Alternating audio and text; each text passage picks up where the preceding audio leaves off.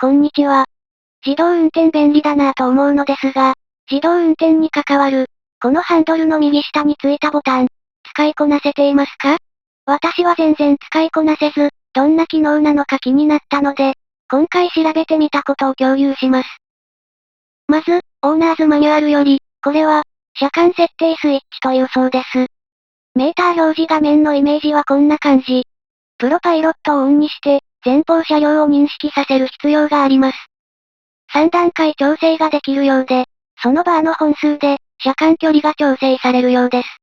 そんなことは感覚的にわかるけど、実際に何メートル離れることになるのかも知っておきたいですよね。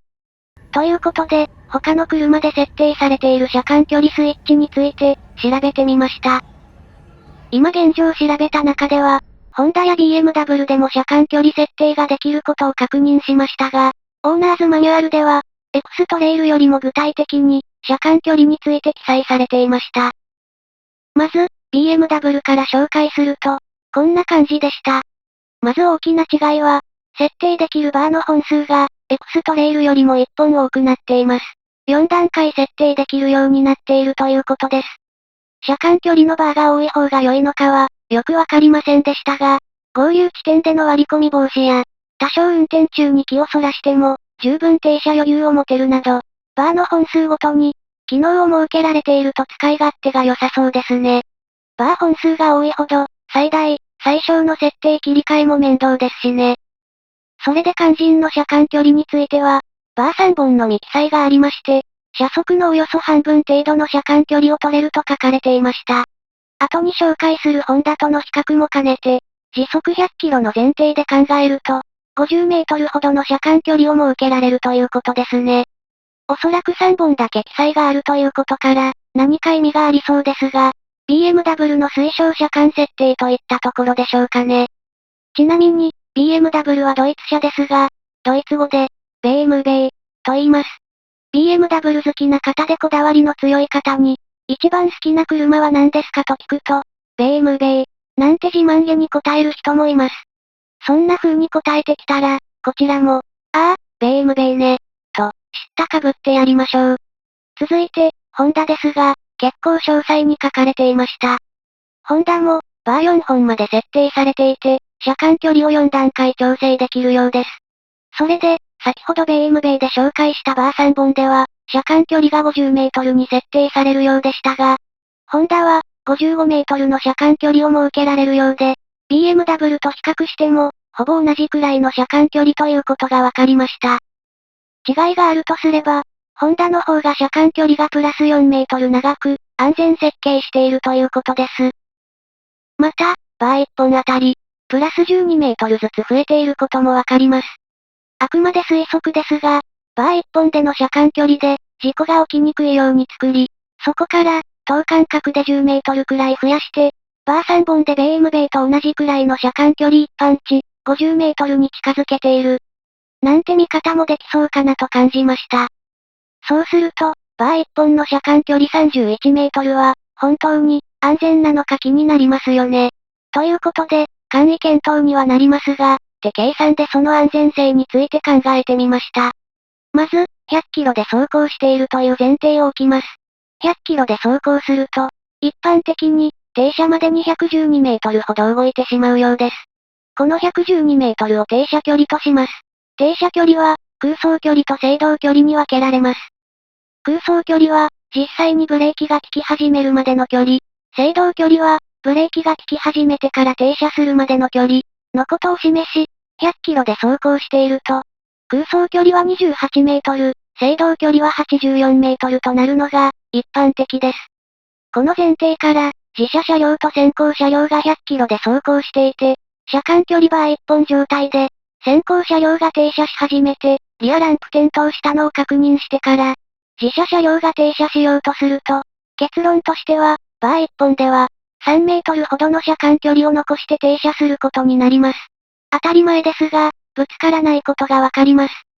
計算の詳細は、動画で紹介してもつまらないので、ブログに記載しました。概要欄にリンクを貼っておきます。ということで、今回の手計算から、バー1本レベルでは、どの車も少なくとも車間距離30メートルほどは、設けているはず。ということが言えるのではないでしょうか？ということは、エクストレイルも時速100キロ走行では、30メートルの車間距離が設けられているはずです。気になった方は、高速道路で100キロ走行して、道路の影などを利用して、車間距離の走行秒数を測定し、その秒数と車速から距離換算してみてください。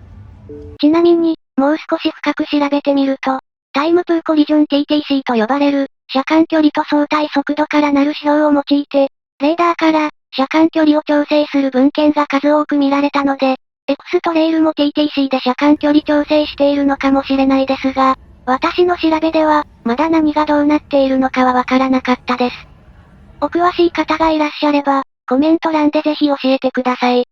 それで、結局、車間距離はどのくらい空けたら良いのかについては、広ければ広いほど安全なので、バー3本がおすすめかなと思いますが、車間距離を空けすぎても、合流地点などで割り込まれることが多くなるので、場面に応じてアクセルで車間を詰めることも必要になるかなと思います。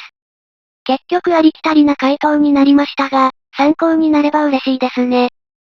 でも、どうしてエクストレイルは車間設定の説明が全然ないのか、気になって、以前こちらの動画で取り上げた、エクストレイルに似た SUV、キャッシュカイのオーナーズマニュアルも見てみたのですが、なんとキャッシュカイには、車間距離の記載がありました。バー1本は、車間距離30メートル設定で、以降、本数が増えると、30メートルずつ車間距離が増えるようです。なんで、エクストレイルには書かないのか。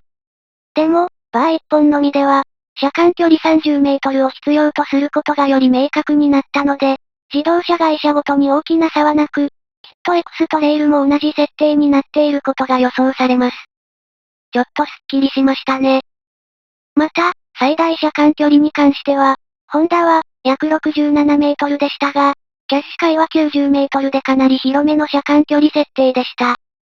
何か意図があるのか、ただ30メートルごとプラスしただけなのかは気になりました。そして、自動運転中の自動減速ですが、車間距離が詰まりすぎると、ブレーキ作動するものの、車両ブレーキの最大 40% ほどしか効かないようなので、緊急停車時は、しっかりブレーキを効かせるためにも、自分でも強くブレーキをかける必要もありますね。システムに頼り切ってはいけないということです。バーをたかが1本にしただけで、色々考えることが増えるなら、バーは3本でいい気がします。ということで、今回は車間設定スイッチの紹介でした。最後に、私の YouTube チャンネルでは、コミュニティ投稿で、エクストレイルを持っている方や、エクストレイルに興味のある方から、アンケートを通じて、エクストレイルの気になる情報や先行情報の発信もしています。どうやら、チャンネル登録者にしかおすすめに表示されないようですので、もしエクストレイルに興味があるようでしたら、チャンネル登録してみてください。コメントくだされば、必要に応じて動画のネタにもします。これにて以上です。ではまた。